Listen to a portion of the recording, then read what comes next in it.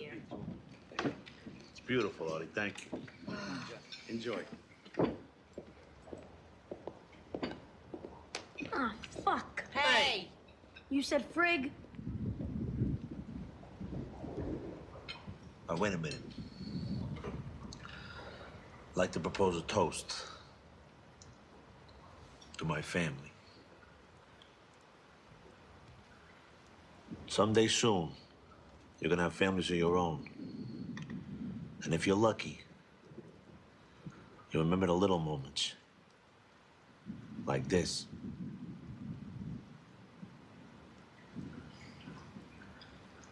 That were good. Cheers.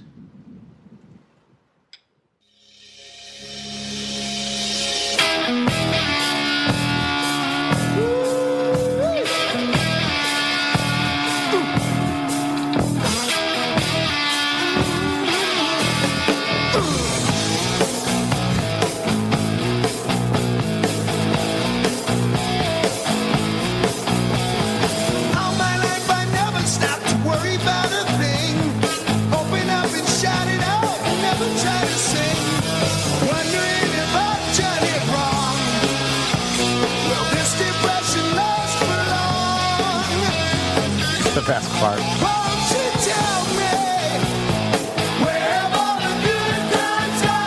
Hey, buddies. Welcome back to Good Times. I'm Steve Simeone. I'm here in studio with my pal, Mr. Lee Syatt. Hey, Steve. Lee, what's the name of your podcast? Flying Jew Radio. Flying Jew Radio. And that comes out when? Every Wednesday. Every Wednesday, yeah, right? I'm doing it every week now. That's awesome. It's tough, and you also produce and co-host the Church of What's Happening Now with Uncle Joey, right? I do. It's a lot of fun. And then this weekend, the shows will already be over by the time we come out with this podcast. Right. Well, actually, though... Is there going to be a Sunday night show? There's going to be a Sunday night show. So if you guys are in Vegas and you want to see history, hit them, Lee. Go to the South Point Casino and see Joey tonight at 7:30. I believe it's 7:30. And he's filming it for a special, right? Friday and Saturday. So now... Okay, so this will be the fun show. Now he'll be real loose and all excited and all fun, but... Oh, my God. It's, hopefully it's been a very exciting weekend. Oh, it's going to be... I honestly think it's... could very well be one of those specials like Bring the Pain or The Dice Man Cometh or the first Kinnison special, like the type of thing that launches Joey to where he should be. Look, if all the comics in the world know you're the best, that says a lot. So now I'm just very happy for Uncle Joey that the world's going to catch up to what we've already all known. It's exciting just to see it and see where, because I'm lucky enough that I get to go with him. Usually like once a week I'll go to the store and see him do 15 minutes, but I don't get to see him do an hour very often, if at all. That's what real comedy is. Like, the store's great. I love it. But being able to rumble for 15 minutes versus an hour, it's a different thing. An hour is what the real art form is, in my opinion. Everyone always gets jealous when they see like the posters of the Comedy Store or the Comedy Store lineup. Oh, it's incredible. The thing that I miss the most about living here are those hour-long with a feature act and then an hour-long headliner. Yeah, I almost think there's enough demand in the city of Los Angeles itself. Like, I think comedy's so hot right now that if you had a little kind of OR-style room, 100, 150 seats, but you rotated different hours every night, different MCs and different features, you would kill it. Yeah, I think for me, it's where you really become a fan. Like, you can like learn about somebody at the store. People would love that. Yeah. Comics would love that. To do an hour and not have to travel? Yeah, like on a Tuesday, like just to work it out and keep it fresh. Oh, that's a good idea. Like the whole week. No, all the time. Oh, okay. And have like the Comedy Store cycles up their lineups. Like, same thing with you wouldn't have like Bill Burr 5 nights a week and paying to be in town. No, be like, this is a showcase club style thing, meaning different comics every night, right? But different amount of time every night too. Do you think there's enough comics to do that? Oh yeah. I think everybody would do that. Okay. Like, wouldn't that be cool? Like, if downtown LA there was a little 100-seat room where you could see Segura do an hour one night, and like Christina does a half hour, and then the next night they flip it, and then that'd be awesome. He features for her, Or you might have Bill Burr doing 15 minutes just to grab a spot, and Neil Brennan doing an hour, and Uncle Joey in the middle for a half an hour. That would be so cool. I'd love it. I think it'd be right. I wonder why there aren't, because to see an hour in LA, you either have to travel. Well, there's the Ice House. Occasionally, there's the Ice House. Of occasional flappers will have somebody, and then that's really it. Other than that, Sometimes Comedy and Magic. Do they do it? Wait, no, they I do don't know. like a half hour, I think. I've never been there. I've So nice. I would like to go see Jay Leno on a Sunday. I think that'd be You fun. want? I would do that with you. Would you? Okay. You want to do a nerd comedy trip? Absolutely. And my one buddy works down there, and he's really nice, and he likes pro wrestling. Oh, cool. Yeah, so he could probably get us on the list. That'd be so fun. And then the Improv does it occasionally. Yes, they do an hour occasionally, The like Hollywood on Improv, yeah. 2 nights a week or something like that. Right. Yeah. They'll have a headliner come in. Do you watch a lot of comedy as a stand-up? Not nearly as much as I used to. When I was a kid, I loved it. Obviously, that's why I started to do it. And then I got to be on. And then a couple years ago, I remember getting really depressed. And like I lived really close to the Laugh Factory, and I walked in there, and I got to see I remember seeing like Dalia go up and Mike Costa, and then I walked down to the store and I saw like Moshe, and I was just like, wow, I really have funny friends, and that cheered me up. Right. Okay. But then I tried to do the same thing this summer, and I got depressed because all the comedians were the same. I watched comedy for a while, and everybody was so filthy, and they were just talking about poop and sex. Everybody. Every Yeah. comic I saw, and I was like, oh, this is terrible. Speaking of terrible, Good Times is definitely not brought to you by American Airlines. Still. They are our anti-sponsor.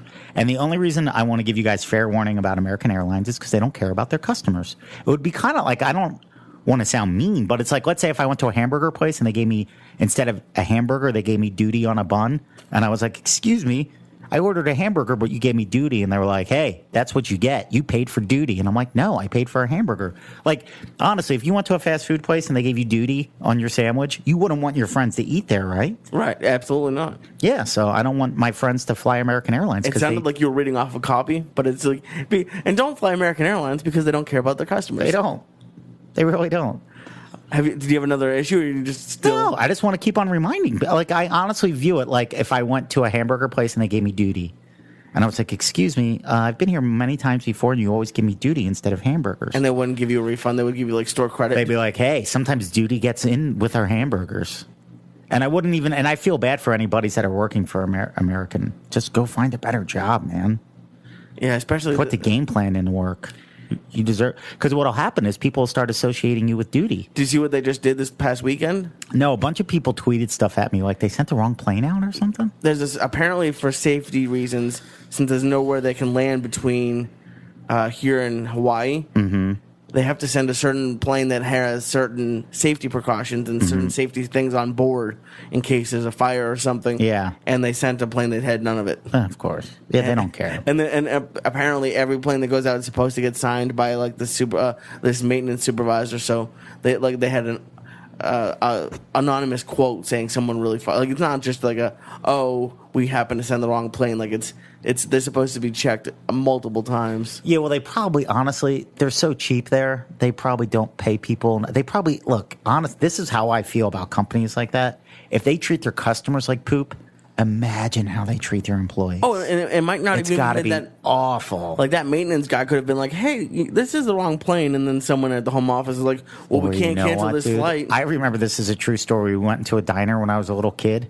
What happened? And there was duty in the urinal, and I think it was one of the cooks that did it. And my dad was like, "We're never eating here again." That's his way of saying up yours. That's how they treat him. So he wants them to treat. That means if he's doing that in the urinal, what's he doing to your sandwich? So we never went back to that diner. Why do you think it was the cook? No, I think my dad saw it happen. Oh, like the guy no. was so angry at the restaurant and how he was being treated. He was like, "I'll show you. I'll show you all." Take a poop in the urinal. Mm-hmm. Oh, that's terrible. One of the hardest times. Did your headphone just go out? Yeah, mine just. I think we're still I think it's still good. We'll figure it out. We're recording, so just the headphones. Okay. The hardest I ever laughed was one time in a Wendy's bathroom, and this guy in a stall farted, and my friend and I were in the bathroom, and we laughed. Still makes me laugh. I had to run out of the bathroom laughing so hard because this guy That happened to me at farted. Children's Hospital on Saturday. Really? Still, I'm full blown grown up, and this guy, he was like, "Ugh," he was in pain, and I ran out of the bathroom, and I told all my buddies, I was like, "Guys, you got to get in there." It's the funniest thing ever. Oh, Just the noise of it. so funny. I showed Paula for the first time Blazing Saddles. Oh, did she love it? She liked it. I was talking to my mom, and who, by the way, says hello. And Hi, Lee's mom. And she's like, well, when you're little, that's funny for everybody, but it's always going to be funny for boys, but not for girls. I was like, okay, but the bean scene with the farting, The best. it still makes me laugh, just nonstop. You know, my little buddy Steve and he was like, do you have to burp? Because I always act like I'm going to burp, and then I go, whoopsie, wrong end. And he thinks it's the funniest thing ever. Does he ask for it? All the time. Because he's still at that age where he's like, do it again. Do it again. Do it 20 more times, and I'm going to laugh just as hard. Just as hard. Is that something you did for your nieces and nephews? You just figured it out for him? No, just for him. You have to craft an act for each individual little kid you're there to entertain. How did the blood drive go? It was such a huge success. I thank you, everybody that worked so hard to make that thing happen, and all the people that donated blood, and it's such a good cause. I was gonna say you sold out, but I don't even know what the word is. But it was booked out. Yeah, you couldn't get in there. That's pretty awesome. Yep. And people like Doc Willis went down even before the blood drive started. Oh, Doc is the best. He is the best. So you guys can just go to. I don't even know what their website is. I should have all that. I had it written down, but now I don't. But check it out and donate blood in your town. I mean, people need it. Yeah, I'm glad that it went so well, and then you'll probably do them. Yeah, I want to do it over. Yeah, and then there's another thing. I met the coolest kid down there. This kid, William, he's like a teenager. Okay. And he's battling leukemia. And he's the nicest kid in the world. Like, he knows everybody in the hospital because he's healthy enough where he can walk around. He just can't leave the hospital. Okay. So I think he had just finished a round of chemo. And he was hanging out with Brett Ernst. So then Brett introduced me to this kid, William. He's the coolest, right? So his buddies can't come visit him because they live so far away, but there's like this little GoFundMe page that offset like their travel costs and things like that, so he can have more people come visit him. Okay. So if you guys are listening, I'm going to tweet it out and put it on Facebook. Even if it's just $1 or $2, just give it. Like, everything legitimately, everybody's like, well, what could I do to help? You could give $1. Everybody could give $1. Was that the one that you tweeted yesterday? Yeah. Okay, that's pretty cool. I just imagine him being the king of the hospital. Just like, dude, he's the cool. And then his buddy Alex. I went down. I brought Chinese food to those guys on Sunday, maybe, and I had so much fun. I'm like, oh, I want to hang out here all the time because they know everybody. It's like hanging out with the coolest kids in school. I just imagine them walking down the hall, like people are passing them juice boxes. And, yeah. Get me over here. Like Woody Harrelson in the beginning of Kingpin when he just eats somebody else's pizza. Oh, that's so funny. I'm glad it went so well. Yeah, it was awesome. Yeah, I can't. I just love it down there. It's a really cool place. Oh, you know what else is a cool place? The Don Carlos Taco Shop, located in beautiful La Jolla, California. Their website is eataburrito.com. Ask for Ryan the next time you're in San Diego and you want a burrito. I like making it sound like we have real commercials. Or for Don delicious Carlos. tacos and tamales. Yeah, his tamales are legit. I can't wait to get back down there. Aren't you going soon? No, not to San Diego. I thought, okay. I don't know why I thought you were going. Mel Hall or Josh Nelson, get me down there again. Or Comedy Store. But I think I'm going to record a special down there in January or February. Oh, cool. And then you are going to Arizona. I do know that one. Oh, yeah. September 30th through October 4th. I'm going to be in Scottsdale at like Stand Up Scottsdale or something like that. Or House of Comedy. It's one of those things. It's in Scottsdale. I'm going to tweet out the link for tickets. Buddy's already buying them up. There are people making the drive. Oh, that's so cool. Yeah, and then my one buddy sent me money on PayPal to see if we could get Don Carlos to send burritos. And he's like, if not, we'll go out for burritos after the show anyway. I'm sure I wonder if they would hold up. Just don't no sour cream. Oh, yeah, that'd be gross. Well, who do we have on this week? This week is one of my all-time favorite people, and this is one of my all-time favorite episodes of Good Times. Ryan Sickler from the Crabfeast. The guy's a world-class storyteller. His podcast is incredible that he co-hosts with Jay Larson. Jay gave me a verbal that he's going to come on Good Times. Oh, cool. And these guys, the reason why their podcast is so awesome is they're world-class storytellers. And I got some great laughs, great stories out of Sickler. This is an instant classic. You guys are going to love this episode. Check it out. My boy, Ryan Sickler. Once we had an easy ride and always felt the same. Time was on our side. We had everything to gain. Let me see. Yeah, I'm doing it. I'm always afraid I didn't record it. It's going. Thank you for being here. Oh, it's going now? You have the best look on your face where you're just watching and I'm like, Sickler, I'm sorry. We're on. We're like Larry and Spaz under the girls' cabin and Trying to look meatballs. down at it and see if shit's flashing or whatever. I don't know that equipment. Yeah, this thing's awesome.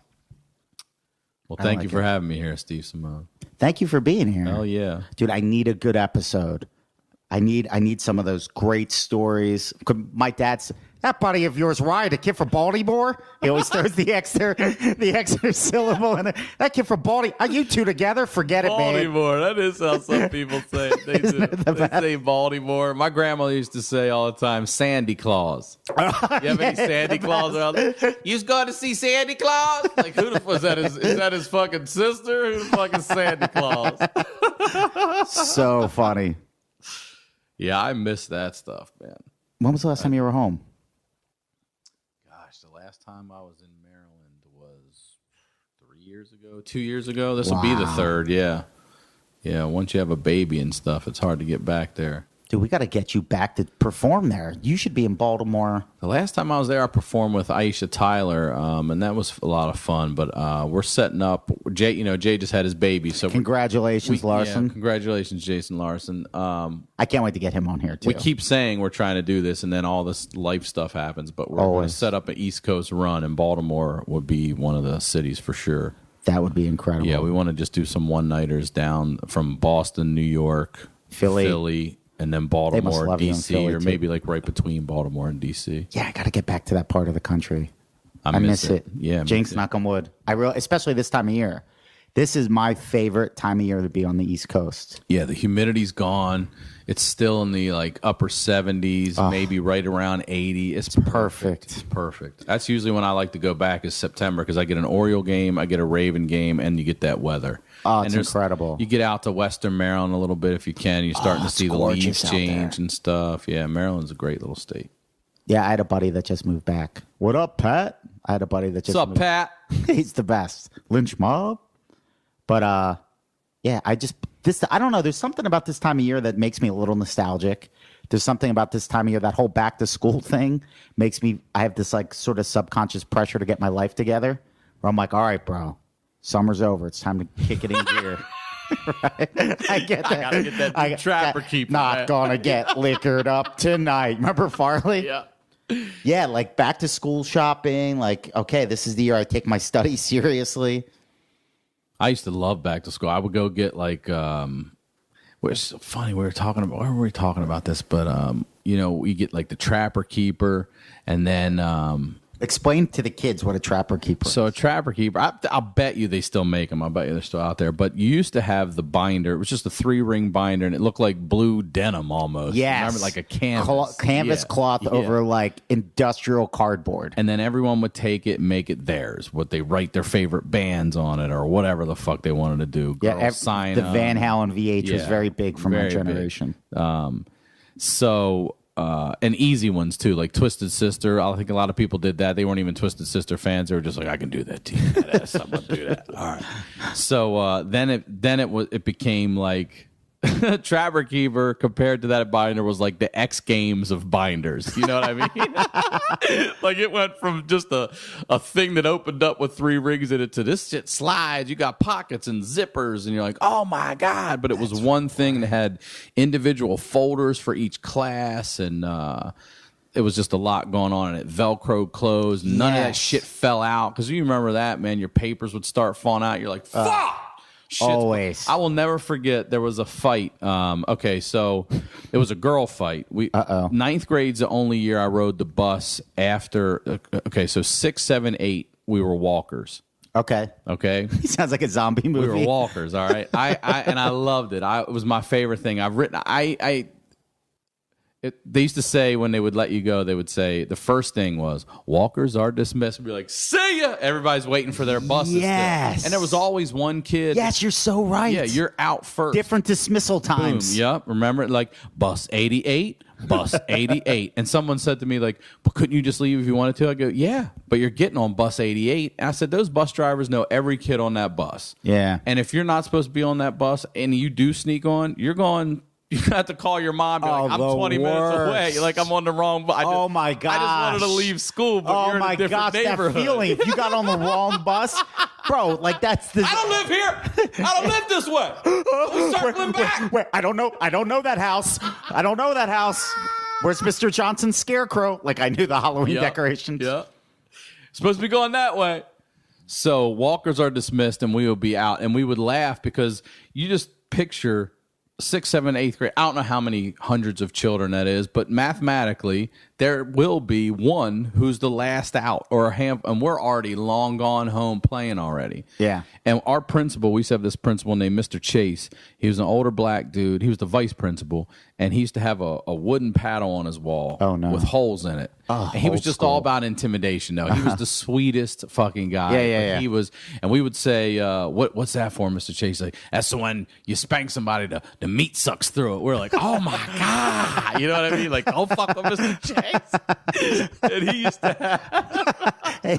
Oh, I hope Mr. Chase is listening somehow. Mr. Chase is still alive and well. I see him on Facebook pictures. He also, as we got older into high school and stuff, he was a referee for soccer and football and stuff. Oh, so what we a would good see him. He dude. was a great dude. And we would see him. We'd be like, but he was old school. You know, we were like, "What's up, Mr. Chase?" He'd be like, "Don't call me Mr. Chase now. After the game, I'm the ref right now." I'm like, all right, Mr. Chase. That's what he'd say. Because he didn't want to think, all these kids he didn't know. So we're calling him Mr. Chase and shit. He's like, "Hey, man, don't look like favoritism out here. You'll get me in trouble." Yeah. So, I just saw like a teacher who I'm friends with on Facebook had posted a picture of a bunch of our old favorite teachers now currently. Aww. And he was in there, and he was. Someone asked about him, and I guess he's like at one of the heads of the Board of Education and stuff in that area now. Way to go, Mr. Yeah, the Chase. dude was the best, but he had an old Cadillac, a blue sedan. Everything about this guy sounds fantastic. And it was, and he right away, what he would do as soon as walkers were dismissed, he would get in his Cadillac and he would just drive the surrounding neighborhoods because he was looking for fights or any of that shit. He was out patrolling that. The reason I'm saying this is because crazy. Are there any children not behaving properly? that's what he would do, dude. He'd police that neighborhood himself. He was like, lean on me, but in his car. Do you remember that Big Daddy Kane remix? That was like, I would watch OMTV Raps with my jaw open, waiting for it. At the Black Palace. Lean on me, lean on me.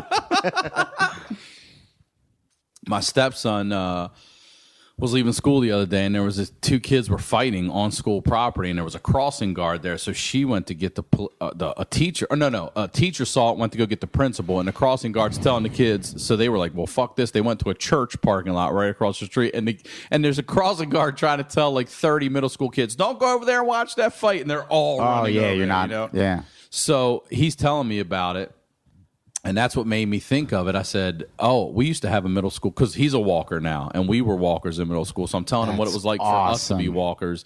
And I said, our vice principal, because there were fights. There were always a lot of fights. Those I call like ages 3, 4 to about 8 the glory years, and then like 11 through like 14, 15 are the chaos years. Yeah, that was good. But 7th grade was still, of all the years of school, was one of my favorite years. Very lucky. It's really for that. where I started to have other friends that laughed and wrote and did the sort of shit I did.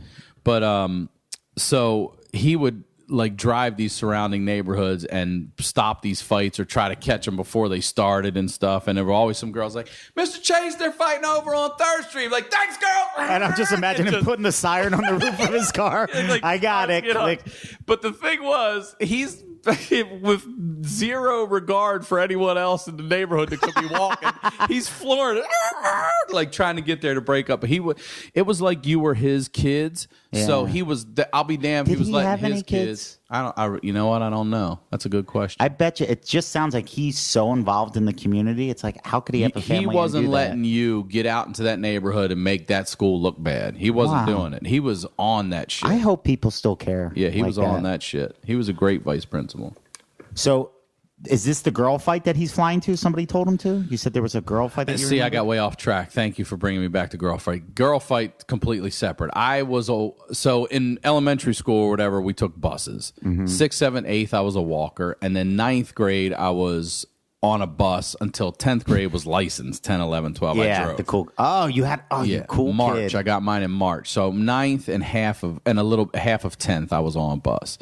And this one particular day, we're on a bus. This goes back to that 3-ring binder, the old school canvas one, the Jay Leno, I will call it. That's what he wears. That denim on denim on denim. It was Hysterical. like the Jay Leno binder. So these two girls are on the bus, and one girl starts talking shit to a guy we know, and she's just ripping him up and down, and she starts punching him on the bus, and he's doing nothing. He knows he can't hit a girl back. He's not even saying anything, but she's fucking laying in on him. So he's just like, what the fuck? Like, somebody, why don't you help me out a little bit? So she gives him a couple shots, because what it is he's going to fight her friend, this guy. So they get off the bus, and the guy we know and her guy friend start fighting, okay?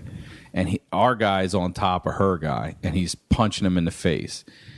And she goes around behind him, and she winds up like she's kicking a 67-yard fucking field goal. Oh my God. And she kicks him, our guy, in from the back, like he's on top of the guy. Like, think of doggy style, kicking him in the balls. Oh. And I mean, it was a thud, like it hit a football for 6. Like, it was good too. It wasn't wide right. That God. Shit, and we just heard him. He screamed and rolled off and yelled, "Somebody get her!" That's what he said. That's all he said.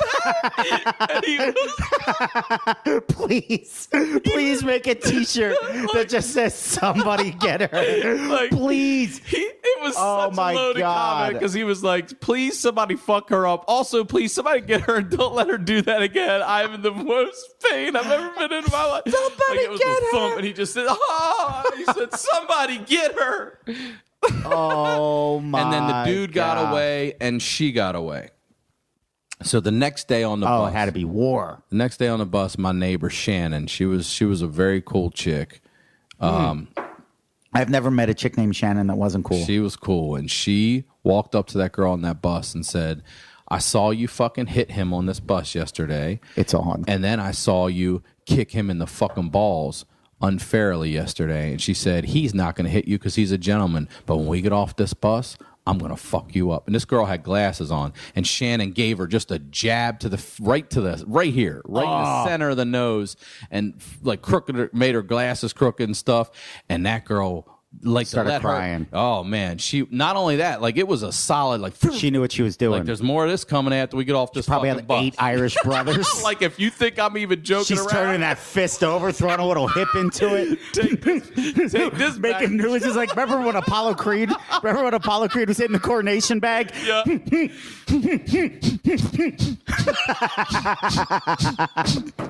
Oh There is no tomorrow. There is no tomorrow. Oh my gosh. That's one of my favorites too. Like, throw the damn town, Paul. So, Oh Jesus. That's what he said. No, through his nose. Yeah. So she fucking turned it over and gave him a sting right in the face, and was like, "I'm gonna go sit in my seat back here. And this is what's Think happening. on that, because it's about 15 minutes before we get to that bus stop." And this girl's crying and she's scared. So we get off the bus. Now, there's a couple people getting off a stop or two ahead. You know what I mean? Like, we'll walk a mile. We want to watch this fucking fight. Wow. And interesting little nugget for you here. So, you know the movie Cry Baby, the John Waters movie? I with know Johnny of it. Yeah, Depp? yeah, Okay. yeah.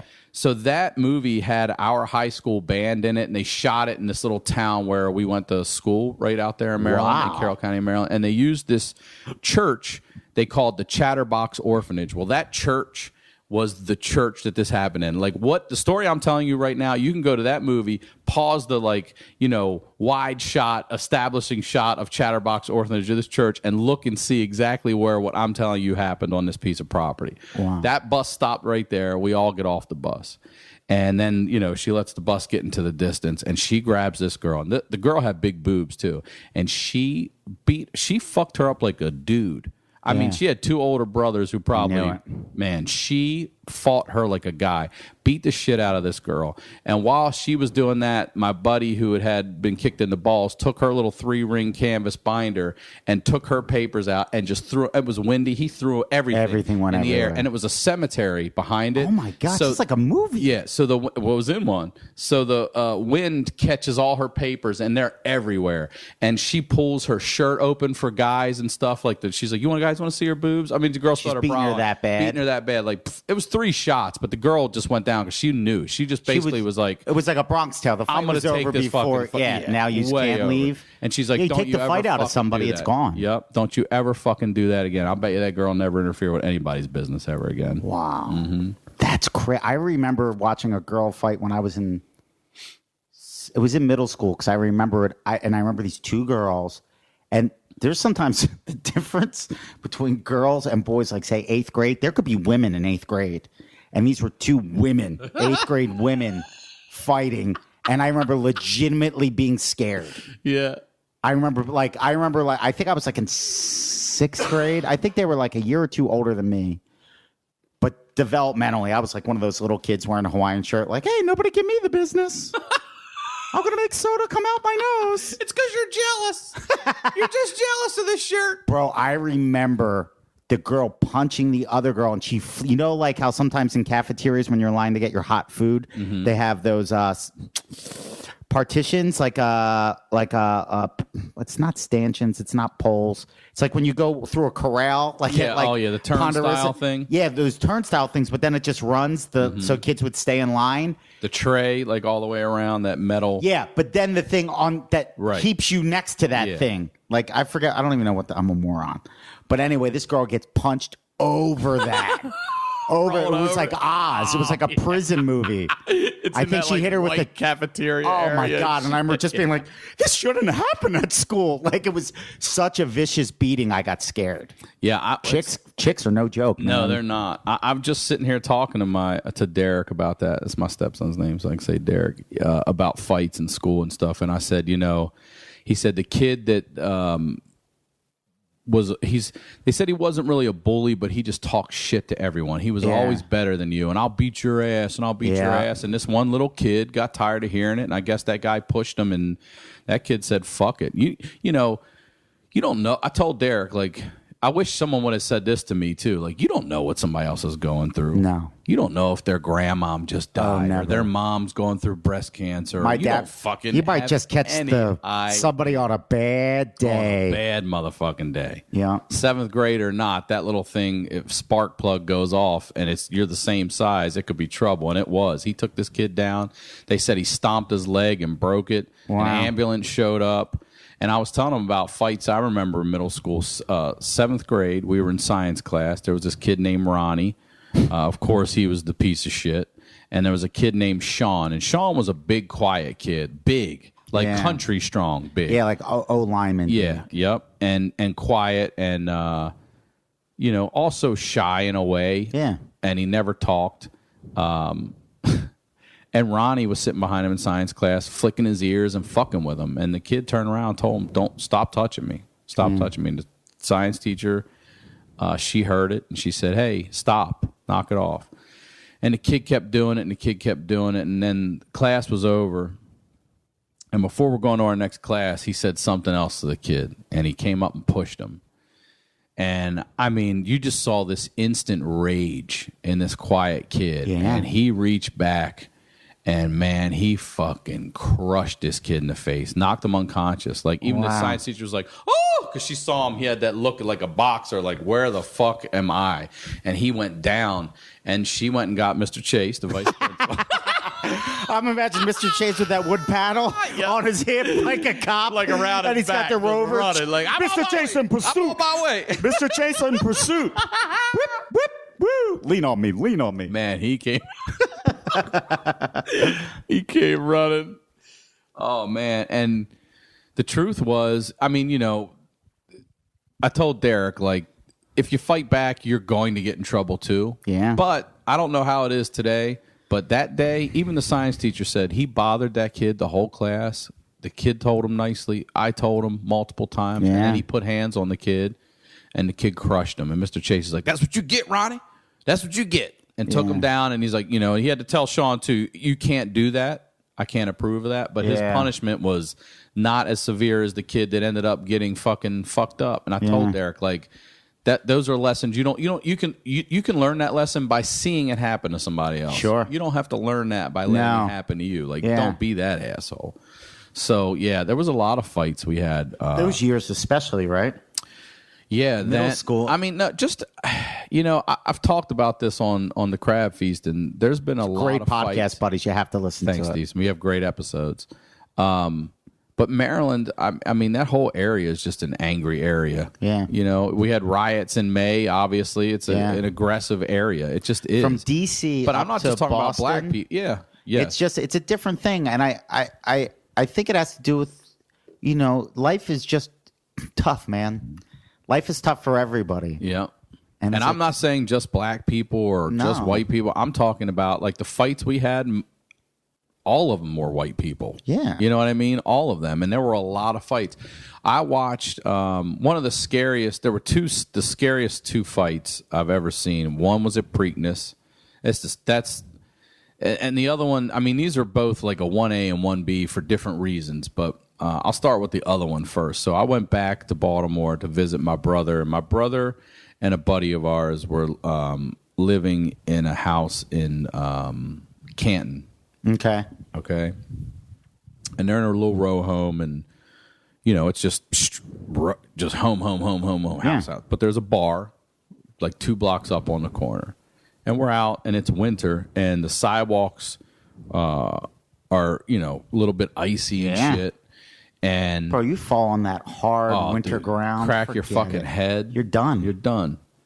So we're standing outside. People are inside hanging out. We're outside smoking, and we just see this crowd. I've never seen anything like it. Empty out of this bar. Maybe 20 or 30 people come just like sprinting out together, but they're all fighting. And we're like, holy shit. And we're watching it. Well, then here come 20 more. And here come more. Oh, my God. And they're all fucking fighting. And it doesn't look like anyone is on anyone's side. It just looks like everyone is every man for himself. Yeah. And it starts coming down the street toward us. And now there's people coming out of their houses and shit looking. And it was an absolute mob. It was the very definition of a fucking mob. Yeah. And you see people and they're coming like to us, and we're like, cyclone. and here come all these fucking police pulling around and shit.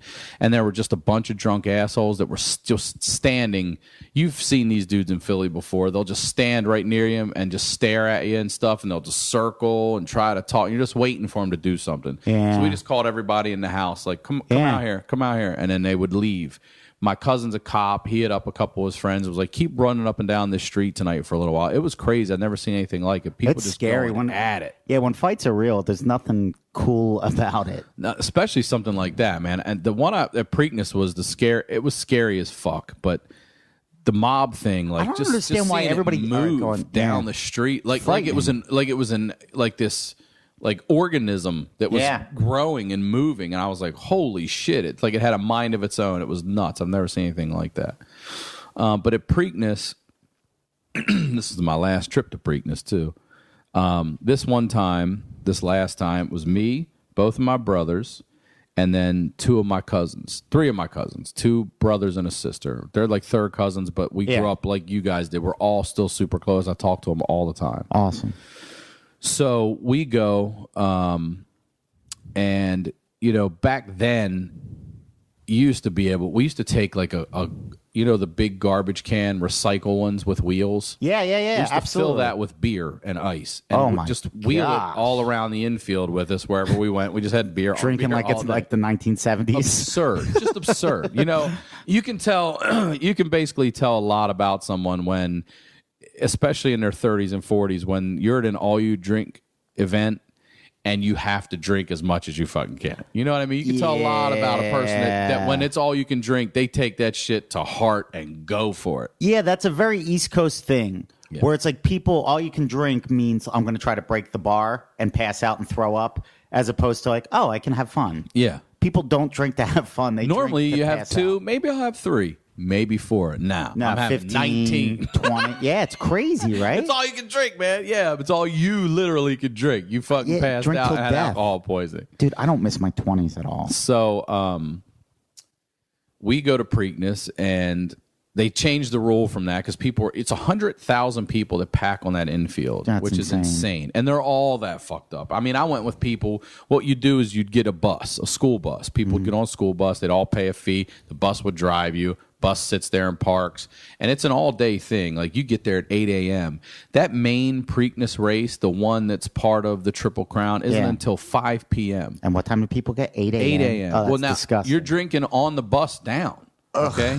So you're drinking like 7 a.m., okay? And there's kegs in the bus. Everybody's partying, and you got to just suck it up and go. You know that if you're on a bus with 40 people, all 40 of you aren't staying together all day either. Oh, it's chaos. You know what I mean? Like, it's absolute chaos. You should write a movie where it all just takes place over the Preakness parking lot.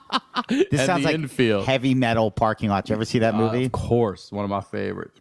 That was Maryland. That was all Cap Center. Yep. You just, I play, here's the things I play when I watch Heavy Metal Parking Lot, games I've invented for myself. Find the Camaro or count the Camaro or Camaro style body, like the Berlinetta. Like, that fucking counts. Count the black people in it. I think there's a total of under 5, and they're security guards. There might be 1 fan. The teeth. Look at the fucking teeth. Just count those. You'll probably get the 12 total.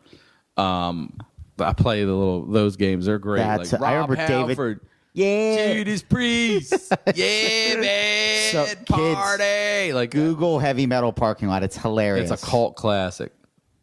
So we're now inside, and some people are tripping on acid. Some are taking shrooms. Oh, my God. I never understood that because it's right when it starts getting hot, Memorial Day, like around there. Yeah. And some days are hotter than others, some years, and I just never understood being out in the sun and on acid in around the 90s. that many people? Around 100,000 people for the whole trip. I mean, you're there all day.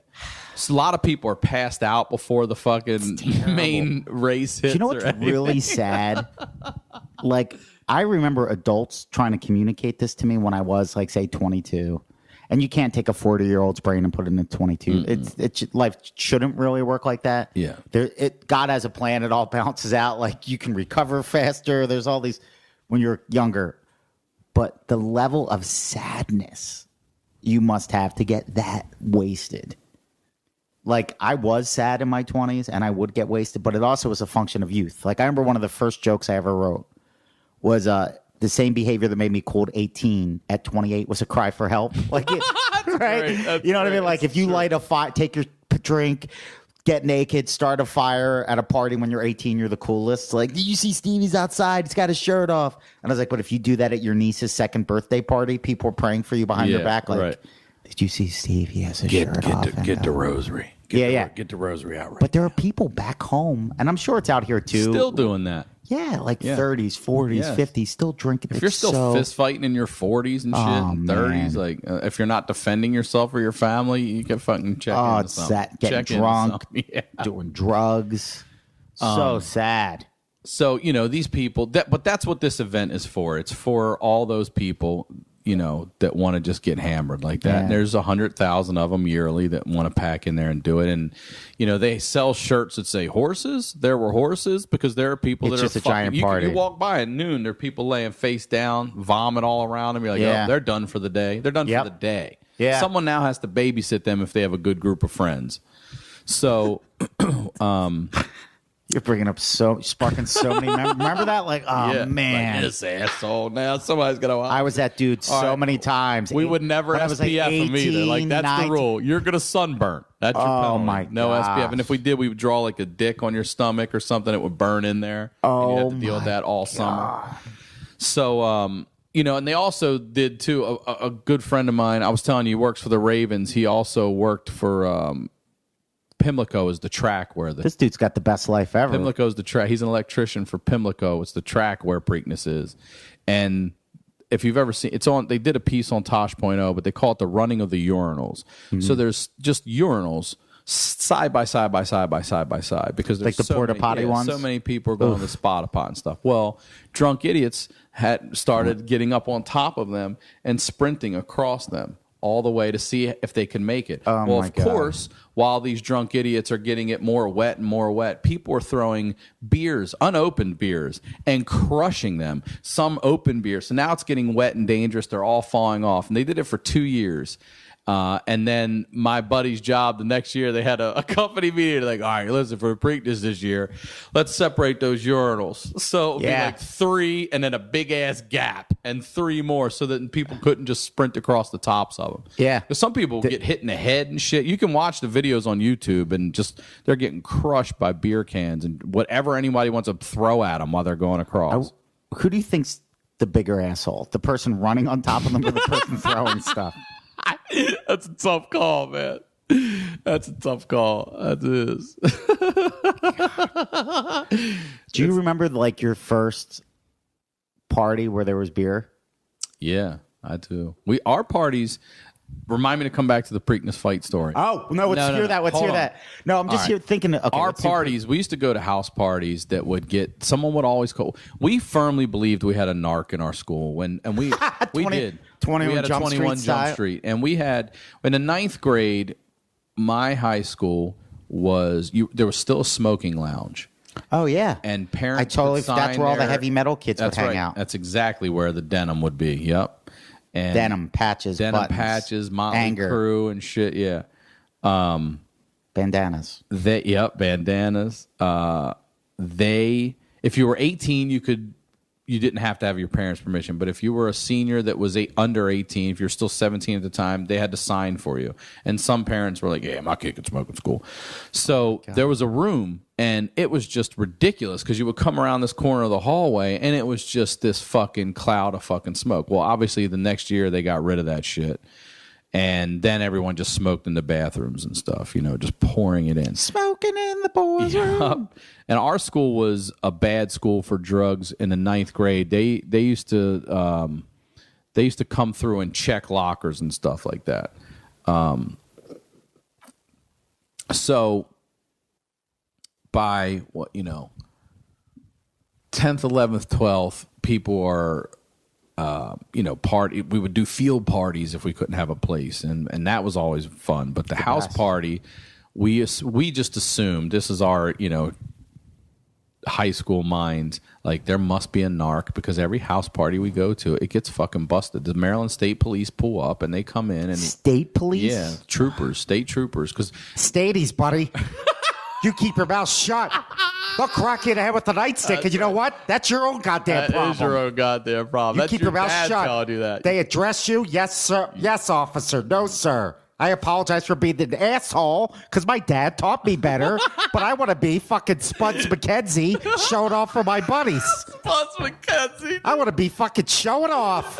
I think I'm hot shit. I can't run a 40-yard dash in under 5 seconds, so I got to impress everybody by guzzling beer like an asshole. That is awesome. My dad would break my balls. But he's 100% right when you 100% hear right. that now. He's 100% Yeah, my right. God, And I yeah, love you're that right. he's throwing a nod in for himself. You make sure you tell the police my dad taught me better. My dad told me assholism was contagious, and I'm a carrier of assholism.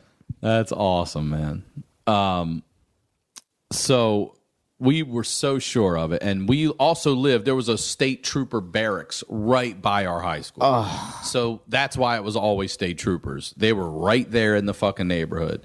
And they would come in the house looking to arrest people, and we'd sprint out into the woods or backyards and whatever we could to get the fuck out of that house. And it always happened.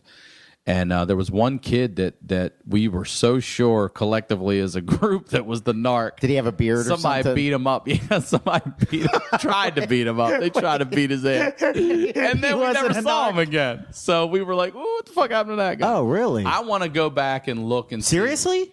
The guy that you suspected was an narc got beat up by his student? He got attempted to get. Someone wanted to beat his ass because they were so sure he was a narc. Because every party we went to, I was at 2 parties. 2 for a fact that this guy was at. Then he left to go on a beer run or whatever. And then when he came back with beer, which he probably got fucking because he's 25. Yeah. The police had already been there and busted the house and left. And then here he comes like, what the fuck happened to everybody? 2 times I saw that. So one time at the party, someone fucking tried to attack him and beat the shit out of him. And he never showed up to school And or then anything after that? maybe he did. I just don't remember. I love these cloudy high school memories. I would love to go look for a senior yearbook to see if he he's actually really in made there. it We out have and to. graduated. He'd have to What's be in there. What's the high school? What's the graduating year? We'll put it out there and see if somebody can find it. Well, I'd have to say his name, and I don't want to say his name. Right. Yeah. You don't want to blow up the spot. Just in case. Well, I don't know. If Peter DeLuise was his name. What was his character's name on 21 Jump Street? I forget, but Peter DeLuise was Tremendous. Jump down on Jump Street. We were so sure he was 21 Jump Street. We were sure of that shit. Do you know what's crazy to me about my high school memories? Sometimes when I try to remember stuff, I remember it through the mind of a 16-year-old. Does that make any sense? Yeah, of course. That's when how you processed it and It's lived it. like I was living with my younger brother. It was the happiest I've ever been as a grown-up. And we would talk about stuff. Like, it was the greatest. We'd always try to write a movie script, and then it would just turn into family therapy and memory lane, kind of like this podcast. And I remember once we were hanging out, and we were talking about different ways to get to my grandmother's house that, like, we would drive to get. My older brother's like, don't you remember that place where we'd get the meatball sandwiches? You make a left by Storybook Land, and you go right. And I'm like, what? It was like down by where because there was a theme park named Storybook Land. Yeah, we have one called Enchanted Forest. Right, but my little brother was like, legitimately, he's like 30 years old, and he's like, remember where Humpty Dumpty lived? And I'm like, Mark, what did you just say? And he was like, where Humpty... He's like, oh, my God. Like, in his brain, there really was a place where all these characters lived.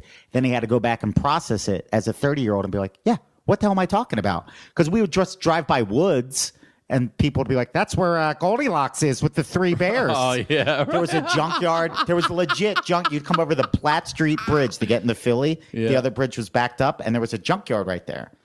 And I used to think Fat Albert lived there. I'd be like, I'd wave to him and shit. I thought that was the fat. Yeah, I didn't know. That's great. And it's even funnier with the high If school you stuff. turn the radio down, I think they're playing that Junkyard Band, man. So great. Playing the fucking Radiator. Yeah, squeezing it and shit. So you thought you had a narc. Your parties must have been cool if they had We a had narc. we had good parties, and then when my father died when we were in 10th grade, and then we ended up in this apartment alone. My mom just went and lived with her boyfriend while the 3 of us stayed in this apartment for 2.5 years. You should write a TV show about that. I know, Like a Netflix TV show. Dramedy. They're the best shows, by the way. I It's agree, Drama yeah. and comedy, Wonder Years style. Yep, Wonder Years is great. God, we lived in this house, and we had just the only way for us to cope was to be around our friends, Yeah. and we were good kids. I think that's pretty much That's all we had. that's all we all have. We That's have. it.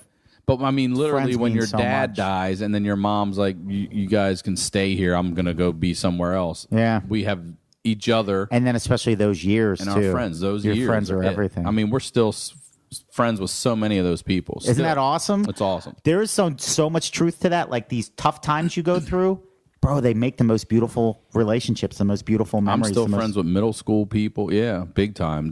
We I go gotta deep find on Nick that. and Brian. It's nice too when we go to weddings and shit and everyone shows up. Other people, like the other people that aren't from our side, the bride side or whoever it is, they all come over to us and be like, "You guys have known each other since 6th grade?" We're like, "Yep." And they're like, "That's amazing." They're always blown away by that we're all still friends and still tight and stuff. Yeah, But, that's awesome. Yeah, I forgot what I was saying now. We were talking about the high school parties, the beers, and then you were like, 10th grade, you're in this apartment just hanging out with your friends. So we would have everyone just come to our place because there was zero parental supervision, and we were good kids. Like I still talk to all those people, and I say to them, they all have kids. I'm like, "Hey, would you allow your son or daughter to go?" And they're like, they don't even let me finish. Nope. Even though we never got arrested or did anything, it's just like I just want to remember Scary. to be. It is scary, but for a kid that's going through that, like they would let them spend the night on Monday nights. We always went to school. I remember a friend of mine's wife said to me, she goes, "Wait a minute, you had no parental supervision. You went to school every day?" I go, "Yeah."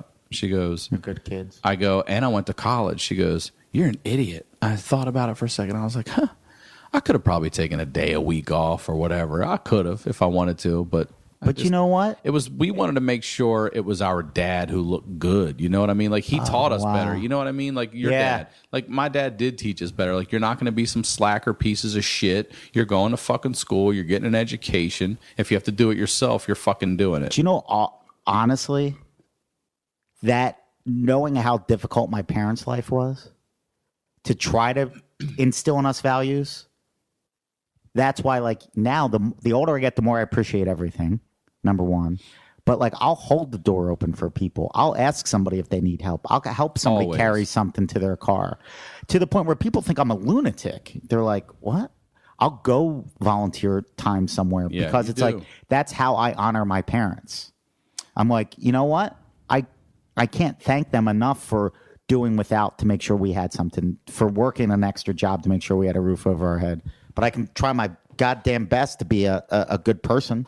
Yeah. You know, that's it. I've learned that too because I grew up extended family, like grandmothers and great aunts and stuff who were so influential, and they were older. So I always grew up learning respect at not only my parents' age, but their age. Like, Absolutely. you hold a door. That lady over there needs help. You go help her. I still, to this day, I used to go to my dad's mother, my grandmother, lived right outside the city, and we ended up living with her after we got out of high school. My mom kicked us out. My twin brother, and I kept my little brother, but we lived with her. And not far from her was another great aunt on my mom's side who couldn't stand my mother and loved, was the best. All hardcore Italians, and she was just always. She was the Aunt Mary. She was the fucking best. Like, my mom's mom, my grandmother on that side was great too. She loved me, but she wasn't warm and inviting like my dad's mom was. Like, right. She was the one that was just like, that's grandmom. This is grandmom DeVito. You know what I'm saying? You know what I'm saying? Absolutely. You totally know what I'm saying? Absolutely. That's grandma. You say grandma, you know which grandma you're talking about. Absolutely. You say grandma DeVito. Yeah.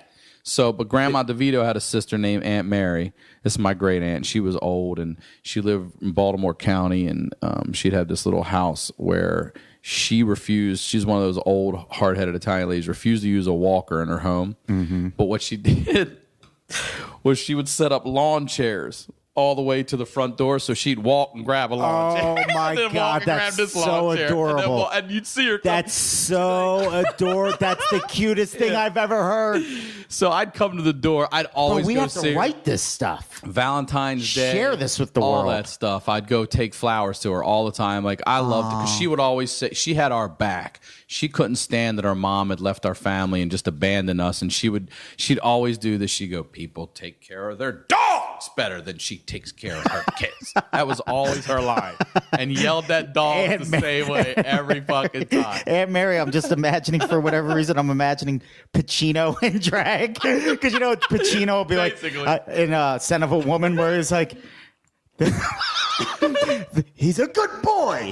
That was Aunt Mary. Like, I love when people they have so much emotion and it explodes out of them. She couldn't get over it. She was a mom. She couldn't get over it. So she extra loved us. You know what I mean? Like, she extra loved us. So, and they were always the two. What a better way Aunt to live. Helen, all my aunts and stuff. They always try to give you like a little 20 when you leave. Like, just keep the motherfucking 20. Oh, so cute. So Aunt Mary would have those lawn chairs, and so you'd get to the door, you'd be like, "What's up, Aunt Mary?" I'd always surprise. She called me Rai. She goes, "Rai," and she'd be like, "Hang on," and I'd have to watch her chair to chair. I'm still out there like, "All right, Aunt Mary, she's chair to chair here." I'm just imagining the sun's high in the sky and it keeps on getting lower and lower by the time she Flowers gets to need the water, Aunt Mary. I'm coming, Rai. Oh man, I used to go over all the time, man. And would she cook for you? She'd always have something ready, yep. Right? And Italian grandmas always are the have something ready. best. Yep. Mm-hmm. That's you know what's crazy? When I meet girls that I date, I go, is she going to be a cool old lady? Right. Is she going to just be hugs and meatballs? I'm like, oh my God, you're going to be somebody's grandmom one day, and I'm probably not even going to be around, but you're going to be a fucking grandmom one day. It's awesome. So, what is your goal as a dad? Like, what do you think makes, because you're a deep thinker, you're a good dude. Well, my goal as a father is to be in my daughter's life, just to be there, number one, to show up physically, emotionally, mentally. And the other thing, too, is to teach her all of my mistakes, you know, teach her everything I know, and then instill in her a work ethic and a drive and a happiness and, you know, a loving, caring, kind person who then goes and does way better than I have ever done and thinks way deeper than I ever had and becomes a way better person than I ever could be, parent, whatever. Because I think that is your goal as a parent, is to give them everything you can, to teach them you can be more and smarter, and then I want her to pass that on to, you know, my grandkids and so on and so forth. That's my goal as a father. And also to be, and I say to be around, like, I need to take better care of myself with eating and shit. Like, for the last year, I've just been going the easy route because it's been, sleeping and this and that, ordering and shit like that. Like, I need to get back to myself and physically stick around, because my dad died at 42, which is my age now, and I'd be pissed if I died right now. That'd be you're a baby. Cut so short. Yeah, just starting to figure it out. But back to having all these parties at our house in 10th grade. So, you know, once you're, it's great for everyone else because they don't live there, but we live there. So we're there 24/7, and we would get tired of it. We'd be like, hey, who's having a party this weekend? We'd like to get out of our fucking house and go. Yeah. So these dudes had one night, and we all got there. And this is before cell phones and all that shit. So we get there. Remember that? Like, just trying to find where this party is. Yep. My God, that was so much be at somebody's house tonight. And What's their the parents address? and we don't know them. Yep. You start looking for cars, and you're like, "That's Ronnie's car. That's Ronnie's car." No, it's got to be close here.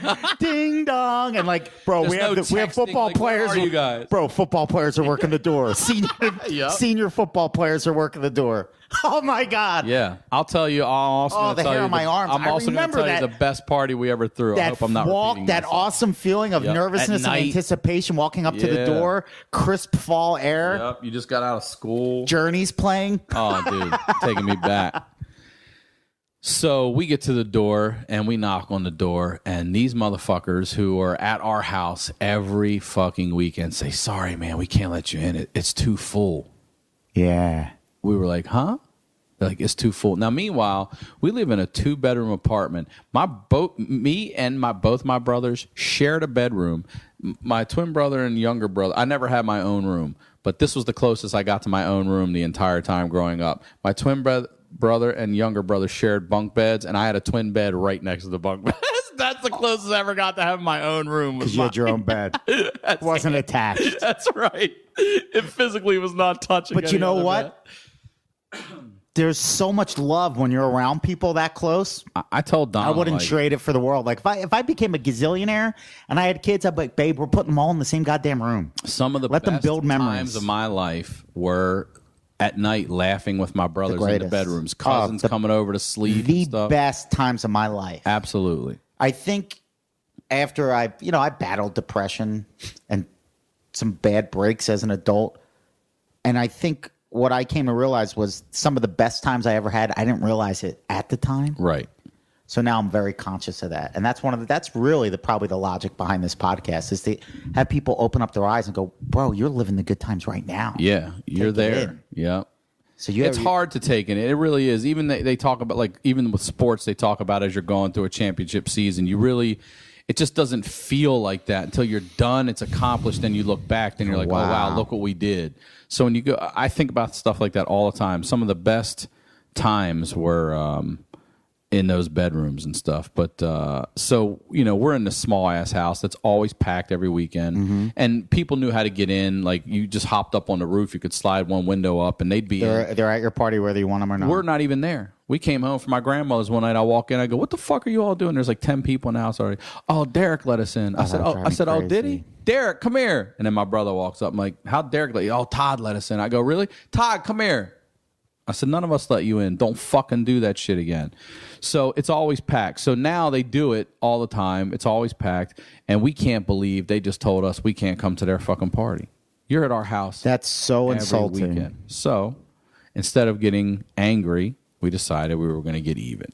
And I said, everybody get in the car. We all drove to the corner liquor store, got a payphone, called the police as an anonymous call and said, I live right across from these parents are gone. These kids are tearing this house up right now. There's a lot of underage drinking and driving going on. I'm just concerned. I don't want anyone to get hurt. Concerned citizen. That's all I am here. I'm not yelling about fuck these kids. I'm concerned. I'm concerned for their safety. So then we just fucking drove around for like another half hour. And we did a loop by. Oh, son of a bitch. All the cars are gone. And we pulled up. We knocked back on the door. We said, how about now? Can we come in now? And you just see that narc guy showing up with beer. What? The party got busted? We fucking called that party out, and nobody was left when we came over to party. Though? Like what? Dicks.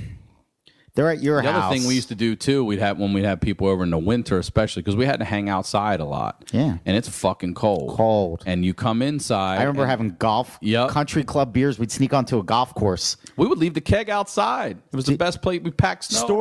Storing beer in bushes, easy, all winter long, nice and cold.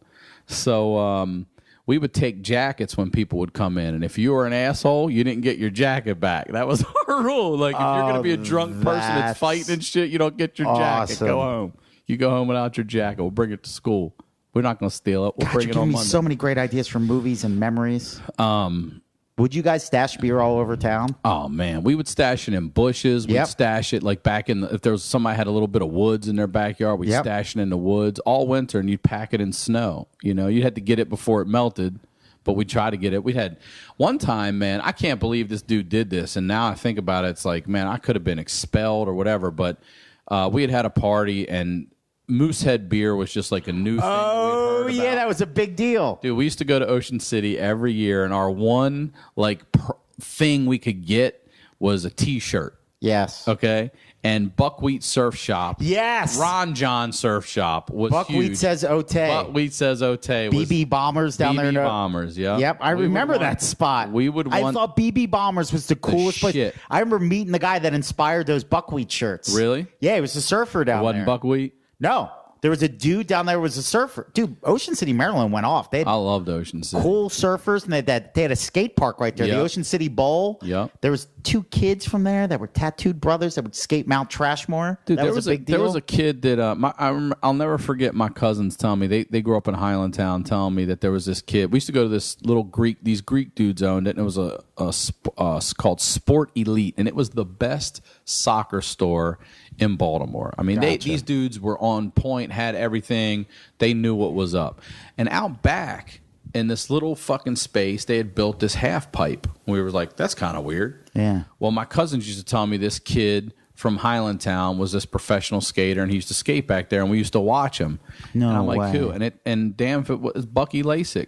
Wow. Bucky Lasik was that kid back there, and he skated there, and he is a big Oriole guy. They used to say he would skate all around. I'm like, I don't think there's any professional skater from Baltimore. Right, because you would go, no, you got to live in California or something. But I remember like, thinking, no, Bucky Lasik out of Baltimore is big. And even on his website, he has Oriole shit. He loves it. So cool. So... yeah, I mean, I told this story before. I'll tell it on this podcast. Please. One of the favorite, and I hope I'm not repeating myself. No, it's the best. One of the favorite things that my brother and I, so we had a bedroom together, and my little brother's was right next to ours. This was before my parents got divorced. This is when we lived in the perfect house, and everything was fucking great. Yeah, the glory years. And I wonder if that's common with people. Like, I can look back at my childhood, and I'm like, oh, yeah, that house was awesome. Yeah. And then I go back. It sort of fell apart. Do you go back and tour? I do when personal I go home, tours. Yeah. That's so awesome. I did a podcast last year at my Little League field. You did? One of my buddies that lived down the street. That's and great. It was, I don't know, man. There's something about looking at yesterday that just makes me happier to be in the now. I don't know. It's just something. It's the greatest doing those little...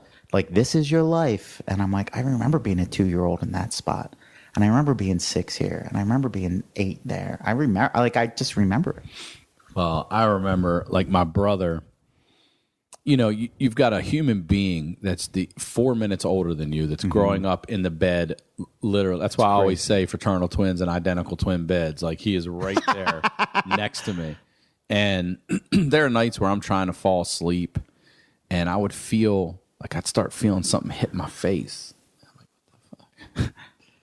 And then I hear him, like, just laughing hysterically to himself. And I'm like, dude, what are you doing? He's like, I'm picking my nose and rolling boogies and flicking it. Oh, he is. He's pelting me with fucking boogies. That's what brothers are for.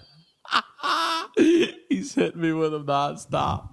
So, and he used to be, I want to sit down and talk to him about it too, because there's stuff like his wife will tell me something. She's like, your brother told me this story. And I'm like, oh my God, I forgot about it. Like, there's see if it's real stuff he remembers that I don't, and vice versa. But there was the best. My mom was just, you know, not a nice lady, and she just wanted shit the way she wanted it.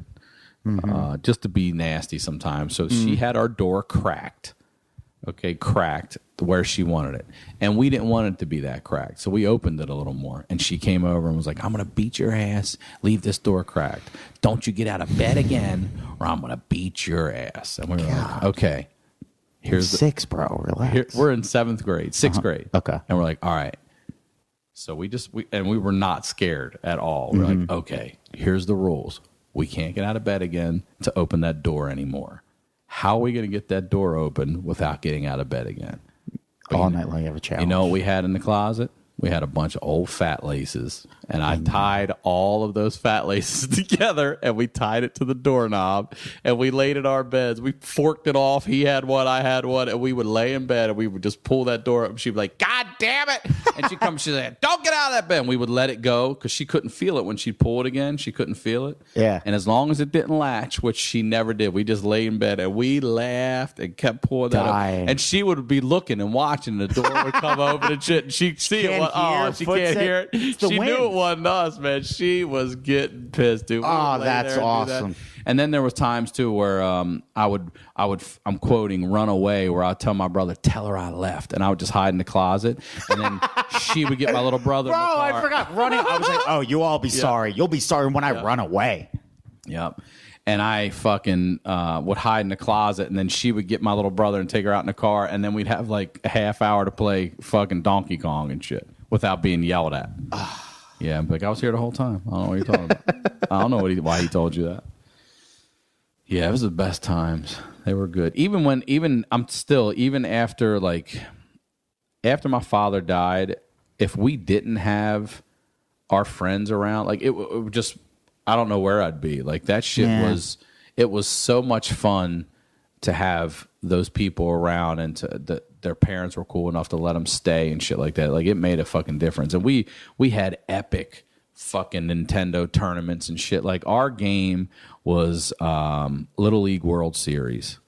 I never played that one. I've talked about this before on mine, and people have sent me screen grabs of these kids. It's still out there. Isn't it amazing, podcast listeners, how cool they are? Yep. By the way, I want to give a shout out to my buddy Malcolm in Toronto for the Garbage Pail Kids. I hooked up Sickler with a pack. Thank you, Malcolm in Toronto. I love them. I got a great pack of them right here. I love sharing the wealth. Somebody sends me something cool, I like to hook up people. Thank you. What was I saying? You were talking about Little League World Series. Yeah, Little League World Series. So that was like the everybody would get involved. You all had a team from wherever around the world, and little Jaime on Mexico. This kid, he could throw heat. He was like Fernando. He was the like the Babe Ruth. He could crush the ball. That's awesome. So one night, I mean, they would get heated. It would get heated. People get upset. Oh, bro, video games bring out the best and the worst in people. So there's one night, and I still talk to my friend. We just talked about this a couple weeks ago, because I'll go, do you remember? He'll like, fuck you. So we're going at it, and we're in I honestly don't remember. It's like inning 19 or 20. Okay, we are tied up. We have been tied up. And he has the bases loaded with 2 outs. Okay? And bases loaded, 2 outs, tie game. Tie game. Okay. And he is the home team. So this hit ends it all. And I always would press, even if it was a base hit, I would always throw to first anyway. Always. I just did. And everyone's watching. No one could believe how far we're going. Now the people that don't even give a shit that we're playing are like, oh my God.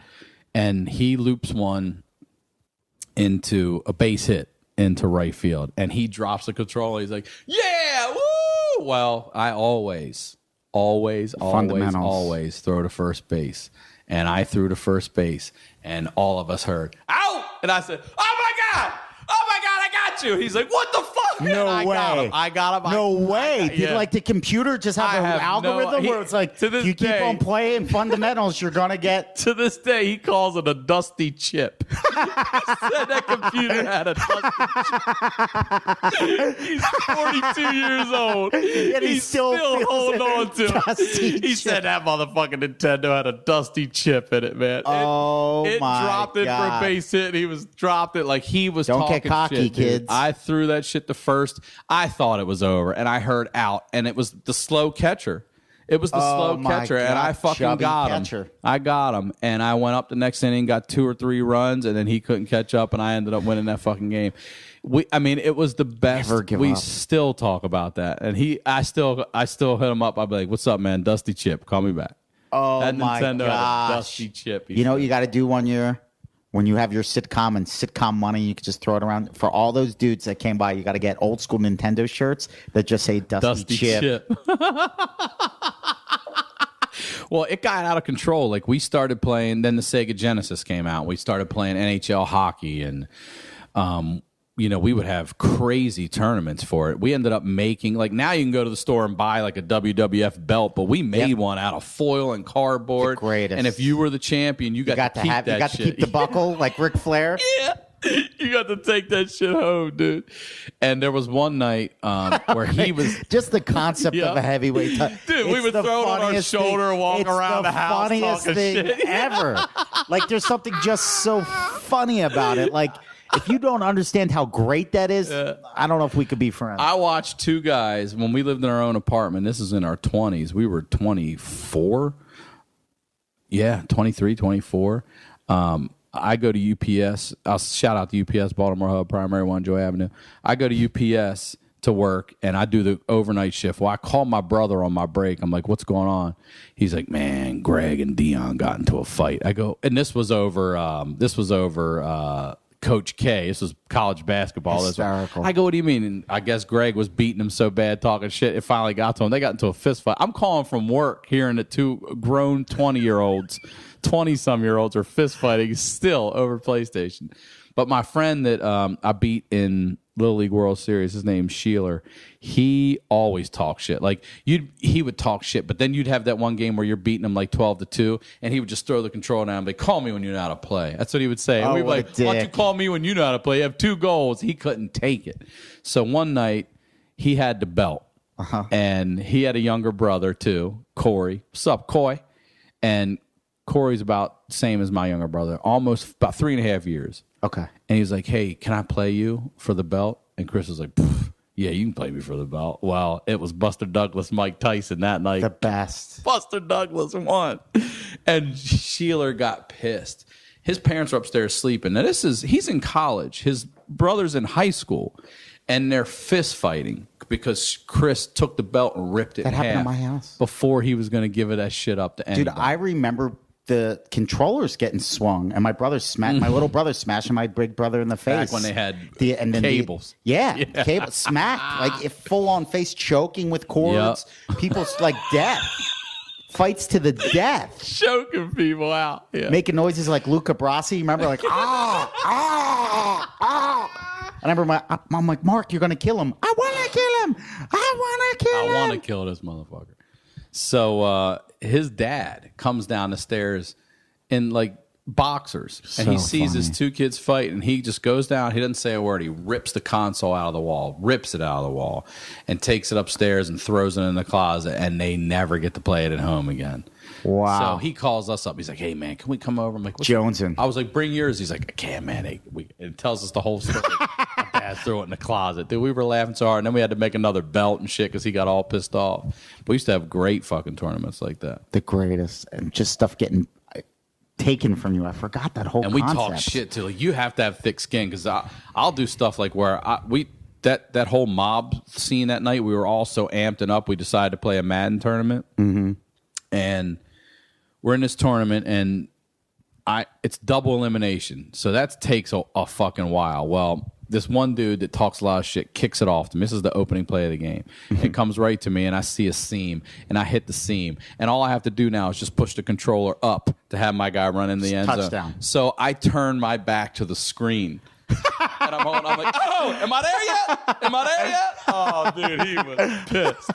Ran it in without looking, dude. 80 yards. Hockey are the best. Like, you remember playing kickball and you knew you had a home run, and then people would like crawl over home plate or moonwalk over home plate or hop on one foot to home plate or do the Frankenstein However slow you can walk. make someone else feel worse. Humiliate somebody. Yeah, that's good stuff, man. Do you have time to tell the Preakness fight story? Yes. Or do you have to go? Okay. I'll tell the Preakness fight story. So after all the debauchery of the day and that final race is run, you go back to your bus and you wait for everybody to get back to your bus. Now, you remember, you're waiting on people that some have been doing acid, some are doing mushrooms, some drinking liquor in the hot sun. Ugh. So we're back, and I'd say maybe at this point, I don't know, it's a quarter of the people that are supposed to be on the bus right now. I'm on. My two brothers are on. And this is all grown-ups, right? You're not like 15. No, these are all of age, legal drinking, adults. The one and my cousin, his sister, the one who's not on is his brother Gary. Now, Gary also, side note, is almost like 90% deaf, so he wears hearing aids and shit, which comes into play later. But anyway, so we're parked right next to another bus full of, and it's right here, as close as this wall is to us, of strangers that we don't know. Right. The other bus that we do know is parked a couple buses away from us. There were two of us that went in this little mini, caravan down. This bus right here is full of nothing but angry people. I mean, they're drunk and they're fucking pissed. And probably lost a lot of money or something. Maybe, or they're all college age, I would say, and they're fucking pissed. And you start seeing them argue amongst each other. I mean, we're right here watching them. They're this close. And you see this one guy and this one girl get up on the bus. And the bus is full at this point. And then that bus just goes to an angry, again, like a little angry mob inside. You can feel it building, bro. You feel vibes. And they threw that dude and that chick off that, violently, like threw them head first out of the bus over the two steps that you step up on and down onto the fucking ground. And we're like, holy fuck. What happened. Why'd they do that? And at that point, we're like, don't look at those people. Mind your own business. Just fucking sit here and shut up. Let's get our people on this bus. Yeah, mind your own business. Well, that's not happening. We got one fucking dick on the bus. I never liked this fucking kid ever. I never, assholeism. He didn't like me for no reason, and for that reason, I couldn't fucking stand him. Yeah. And he's in no shirt and shorts. He's like, "Fuck that! You don't hit a woman." I go, "You don't hit a woman, but you know what?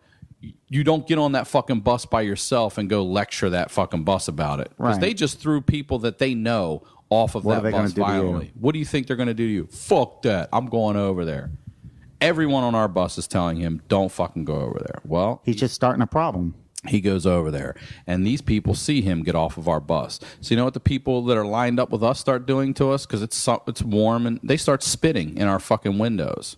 They're spitting. So now we're putting our fucking windows up, okay, because they're spitting. This kid, his name's Joe. Joe gets on the fucking bus, and it was like an animal. The bus became like this fucking animal. So he got on and he walked. We kept seeing him. He walked he's halfway down into the bus now. He's 3/4 of the way into the bus. And as soon as he is, they all jumped on him and they fucked him up. I mean, punching, kicking, whatever. Grabbed him by the hair, drug him to the fucking bus and threw him out of the fucking steps. His nose, I don't know if you've ever seen Ben Roethlisberger. That night he got a busted nose on Haloti Nada, hit him and broke his nose, and it was pushed to the side of his face. This dude's nose is pushed to the side of his face. Now they're getting off the bus and they start attacking our bus, and they're beating our windows and shattering our windows. Our bus driver's a woman. She is fucking screaming. She's scared. She's calling for help. They're fucking him up on the ground. Were these the Ducky Boys from The Wanderers? You ever see that movie? Yes, I have. This shit where got they're crazy. scary?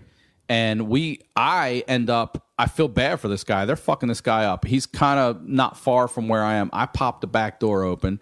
I hustle up. I grab him by the wrist. I drag him across gravel. Yeah, no shirt on and shit. His nose is pushed to his face. I get him back on the bus. Now my cousins want to get out and fucking fight. We're still waiting for one cousin. I'm like, no one's getting off this fucking bus. Like, it is mayhem out there. They're fucking, people are just punching each other, beating the shit. We're all watching it. I'm elevated up out of my bus looking down the window. So now who are they fighting? Who's that angry bus fighting? They're fighting anyone that's walking by, random people that are getting... So Joe gets his ass beat, but now you drag your wounded back onto your bus. That's right. Now your bus itself you got the doors closed now and you're on your bus. Nobody's fighting from your bus. No. Where's your female bus driver? She's in her seat screaming, yelling for help. So everybody's safely on the bus.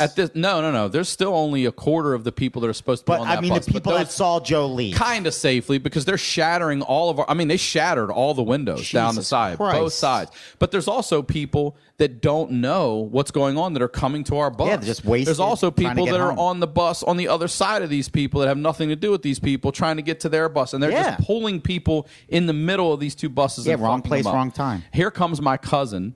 And, he's Baltimore City. He's not sweating it. He starts throwing shots at people. I'm reaching out the window, and I've got a hold of the top of his hair. And I'm like, get the fuck up here now. This lady's going to leave. Get the fuck up here. So he gets up on the bus. He can't hear us at first. We're screaming, Gary, because he's deaf. Yeah. Gary. I got to grab his hair. Get the fuck up on the bus. He gets on the bus. We're sitting there. Now all of my family is safe on this bus. Okay. And now the police are coming, and they're pepper spraying. That's Oh, it. dude, they're pepper spraying everybody in here. Everybody. And this woman is screaming, y'all ain't getting your deposit back. That's what she kept yelling. That's hysterical. Dude, she fucking, the police cleared a lane for her. She took off. This bus was fucked up. She left almost all the people that were Yeah, I on don't that blame- bus, and they had to pack on, like they were sitting in the rows and aisles on that other bus to Wow. meet back at a park and ride. And when we got off and saw the damage to that bus, they fucked the side of it up. The windows were all Who cracked. were those dudes? Dude, What I don't were they know who they going were, but through? that's the scariest shit I've ever fucking seen. I've scary. And that dude that didn't like me, he's like, hey, thanks a lot. I'm like, yeah, you're fucking what? Thank you, you dick. Yeah, you like did none of that this. needed to happen. Nope. They were Some people, that's the only way they learn, though. That's it. They threw those Was he two a better people off. better person after that, or no more? idea. I doubt it. I'm sure he's still a piece of trash. I just remember everybody fought in middle school, but then by the time we got to high school and people could really get hurt, it was a different game. Yeah, and this was college, so Yeah, it's even different game. yeah. It's amazing how fragile it all could be. I don't know, man. I don't understand that about life. Like, do you ever see people scrap and everybody's okay? Like they'll really go at it, and somebody might have a black eye, but they're good. And then you hear those stories about a dude that got hit once and he tripped and hit his head. Yeah, and then that was and it. he's dead. Yep. Done. So It it's like absolutely can happen like that. it's unless your life's on the line, it's just never worth it. No. Never worth it. What if we just ended it there? So good times, buddies. This has been a Good great times. time. Should be Dude, great this episode times. was unbelievable. Well, thank you for This having is me exactly on, what man. I needed. I appreciate it. I needed this too, man. I It's just always feel great. better after these hangouts, dude. Thank you. You know I love you. I love you too. I got to get Jay on here. I reached out to him because of you, because I was afraid he wouldn't want to do That's it. so funny you would. He's like, why? I don't know. Because The Feast is such a good podcast. Well, thank you, man. Where can people We have find the that? best fans. Go to thecrabfeast.com. It's on iTunes. It's on Stitcher. You can also, if you're not an iTunes or iPhone user, you can stream right from the website on your Android and stuff like that. Oh, that's all. I got to figure out how to do that. That's awesome. And what shows do you have coming up? What's coming up new with you? Larson and I are doing a storytelling show at Nerd Melt together, actually. It's Awesome. We've never done before.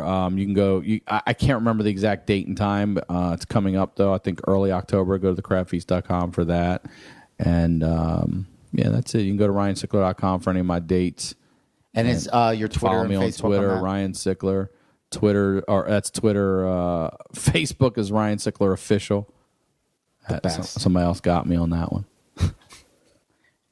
Thank you, Ryan. This Thank was you, incredible. dude. I love it. All right, bye. Is that me or happy days? I think you fixed the headphones. I did. Do they sound better? Guys, that's Ryan Sickler. Please check him out on Twitter, Facebook. If you ever see him at a comedy club, he destroys. It was Lee, I can't wait for you to hear that episode. It's a good Oh, one. I know, and I've seen Ryan. I saw. Actually, speaking of, I saw him with Mick Betancourt at Flappers. Oh my gosh, that's double Hysterical. trouble. It was a great show. We got to get Mick back on here. That Oh, dude's totally. awesome. Oh, Dude, yeah. There's such a good crew out here of just good, funny, talented people. I haven't seen Mick do an hour. I would love. I haven't seen him do an hour. Well, I did an hour a year ago at the Hollywood Improv, and I had Mick do one of the spots on it. Yeah, that was a great show. He's so awesome. He has a great podcast. It is so great with so much comedy nowadays. How you get all this extra content. Mm-hmm. And just thinking about that, though, doing an hour in LA, that'd be really cool. Especially maybe even do it with a podcast. Do people's That's a good podcasts idea. come in. There's just so many different ways now that you don't have to To have fun. Yeah, just to go out, and especially with movie prices going up. It's like going Yeah. to his comedy. It's not even. It used to be, oh well, it's too expensive. It's now. It's Yeah, if less you're not expensive drinking than movies. booze. Oh God. Yeah, if you're not drinking booze, you're good. And even if you do, I'm one of the weird ones who just doesn't really drink anywhere. Most people are going to go drink after the movie anyways. Oh, So, yeah. it's- God, it's so expensive to have fun. It really is. But then again, Thank God podcasts are free. Yeah. Thanks to good advertisers like Ink Advertising Company. For all your t-shirt, poster, and sticker needs, it's inkadco.com. Is that a good one, guys? Bryce's buddy owns that company. and they're a good company. Yeah, they are. And then the t-shirts came out awesome. You can get them at awesomesteve.com. I gave one to Sickler because he thought it was so cool. Oh, that's nice. Yeah. They are. I saw someone posted a picture with your sticker. I forget. It's Was it Mary on her scooter and it was next to Brody Stevens' sticker? exactly? That's Yes. exactly what it was. That's so cool. Yeah, Just to life see is it all cool. over the country and the world now. Yeah, it's insane. That's so awesome. Speaking about all over the world, I owe my buddy in Kuwait a care package because Don Carlos gave me a surprise for him, and then I have a surprise for him. I was about to say what it was, but I was like, I know he's listening. Oh no, you don't want to ruin the No, you don't want to surprise. ruin the surprise. It makes it funner. I was thinking of you today because on the way in, for people, we're recording this earlier in the week. Yeah, I think it's better this way. Right. But then sometimes I forget stuff. Right, that's true. But it is fun. And then today is the second day of Rosh Hashanah, like a big Jewish holiday. Happy New Year, buddy. Thank you very. I have a lot of resolutions, but I called and I got the phone passed around the table thing. It took like 20 minutes. Oh, adorable. All the aunts and uncles and cousins and Is this when they blow the shofar, the ram's horn? Is that New Year's? ooh, I think they do. I think it's mostly during Passover, but I think they do it right now. If it's not this week, then Isn't maybe this next like week. about Adam and Eve and stuff? No. Kind of? I don't think so. Maybe I haven't been in so many years, so there could be some Jews who are very upset at me right now. It's mostly like saying, like you're supposed to apologize to everyone who you've wronged over the year, and then I'm glad I got an apology phone call out yesterday. did you really? Yeah, I got mad at somebody. I never get mad at somebody, but they kept on making fun of me. And if you keep on getting made fun of, you're going to lash back. Yeah. But what I forget is that I use words for a living, and I could say really mean things. Or can comedians be a lot better? Like because you think comedians would be funny and not be good at being mean, but I guess Oh my God! If you use your super, it's like being a Jedi. You Really? can use it for either good or bad. Do you would you practice as a young comic like for like hecklers? Is that what it's No. for, or is it just? No, it's just because your brain thinks so fast, and Oh, you're that's able crazy. to, like, when you're able to think of something funny, Yeah. and you're like, oh, that's like this. You go, oh, you look like ba. When you can do that for funny, you can also do that for mean. And I said some mean, but if you make fun of me for 4 hours in a row, and I keep on telling you to stop, but I still feel bad. It's kind of like It's the same way if somebody pushed me and I punched him in the face. That happened once, and I really hurt the kid. And even though he started, I felt terrible. it's like when brothers fight and like they're poking you, and you lose it, and you punch them, and Yeah, and then you feel terrible. Right. It's almost like, I don't know where that line is, but I feel bad, and I hope my buddy forgives me. I'm sure if you apologize, I mean that's the whole point of the holidays. You're supposed to start the new year with a fresh slate. And Yes, I tweeted that out this weekend, that there's nothing, one of the best things in life, and the more I think about it, it might be the best thing in life is another chance. that's interesting. Yeah. Think about that. I think it really is another chance to do better or to make up for bad or to even try. I saw the cutest thing, and then we'll end it on this because it really was like so cute. I can't even believe I witnessed it. What happened? So yesterday, I went in for this audition, and it was awesome because like it would be playing a parent, and I was like, well, if I can't be one in real life, maybe I could be one on TV. And there was all these little kids there, like in the glory age, like 3-4 years, like 3-year-old girl. There was this little 3-year-old girl playing with My Pretty Ponies. Aw. Maybe she was 4. But then she saw this little boy actor kid, I think she knew, on the other side of the room. Oh, really? And she was like, Mom, I should go say hi to him. And she was like, okay, sweetie, if you want to say. And the little girl was so cute. So anyway, she starts going like this, like moving her arms, like psyching herself up. Like she looked like Ric Flair walking to the ring. She was like moving her arms like this. And she was like, you're going to go say hi. You're going to go say hi. And then she took like 5 steps and she was like, but you're not going to do it today. And she turned around. And I was like, don't worry, sweetie. I do that all the time on a Friday night, like hanging out with my buddies. I'm about to go say hi to my wife, and then I'm like, damn, I'll wait till next time. Because I always think it's like the scene in Good Will Hunting. Remember when Robin Williams talks about seeing his wife for the first time? Oh, yeah. I'm like, this is the night we're both going to remember forever. And you just go and turn around. Yeah, I always lose courage. And you could, because I've never once, I don't think at a bar, unless I was really Wasted. drinking a lot, said it like talk to anybody like that. Then but it would be funny to see like a 4-year-old just go through the entire process. What made it so cute? So it was the funniest, cute, not like laugh at, but I just related. Like I hate when people laugh at little kids. I wasn't laughing at her, but it was just really, really cute. So then this other girl that was on the audition was closer to the little girl, and she was like, "Did you hear what she said before she took the first step?" And I went, "No," because the little kid had already left. So before she took her first step, this is what she said to herself: "Be brave." How cute is that? How cute is that? You should have went and got the little boy and brought him over. Oh, man.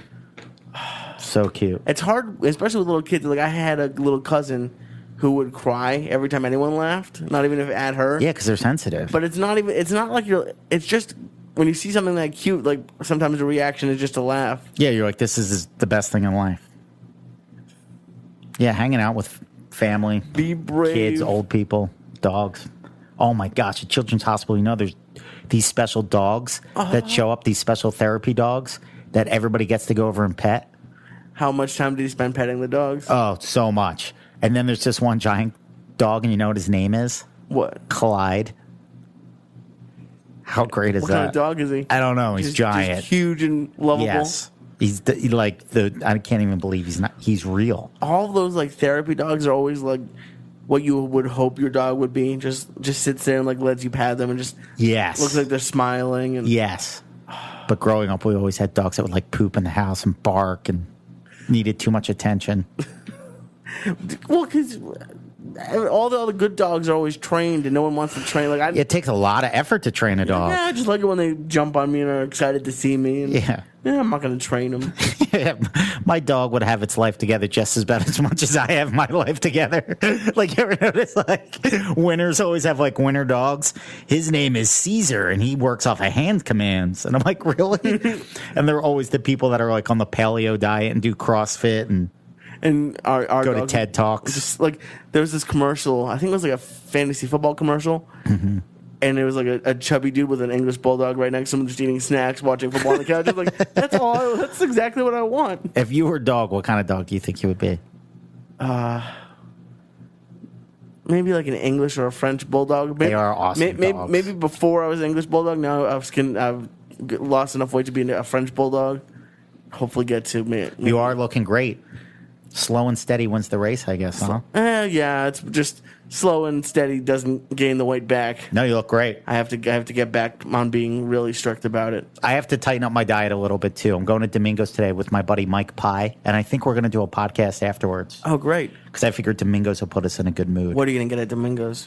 I don't know, because Sunday was supposed to be my cheat day. Okay. But this is bad. So Saturday night after church, I knew that Pizza Hut had a special.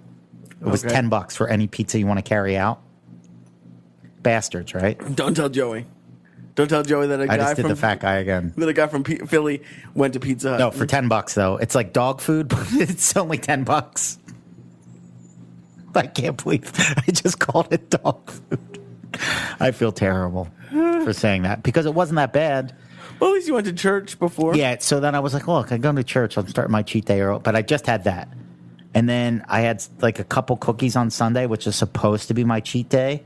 But that's all I did. I didn't really overdo it because I knew the Eagles game was on Monday. Yeah. So then I had cheesesteaks with Jimmy Schubert yesterday.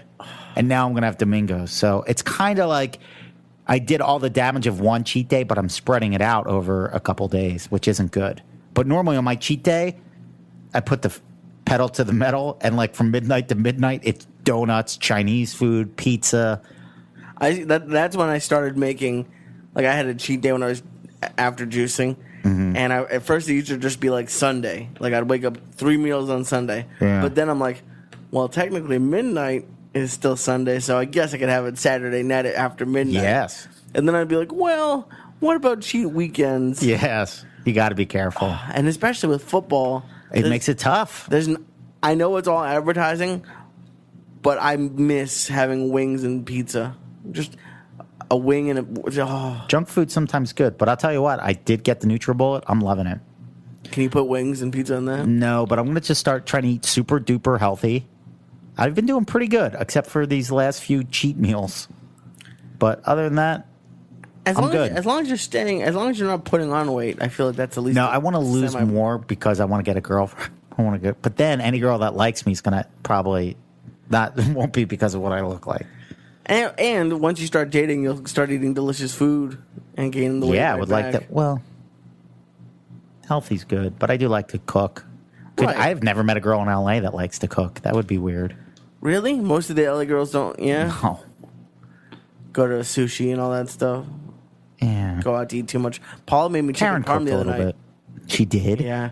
She made sauce by herself. Was it good? Yeah, it was actually nice. Next time we're gonna put some meat in it. Like it was just we just did veggies, but it was good. It was good. It was. I think chicken parm might be one of my favorites. Me if too. not top, it's definitely top. Chicken 3. parm's incredible. Now I want to go to Domingo's. That's where I'm going, buddy. I got to get out of here. I'm going to do Augustino's podcast. Thank you guys so much for listening. Take care. God bless. Lee, give him a shout out. Bye, everybody. Thank you for listening to Good Times. That was a good one. Mommy didn't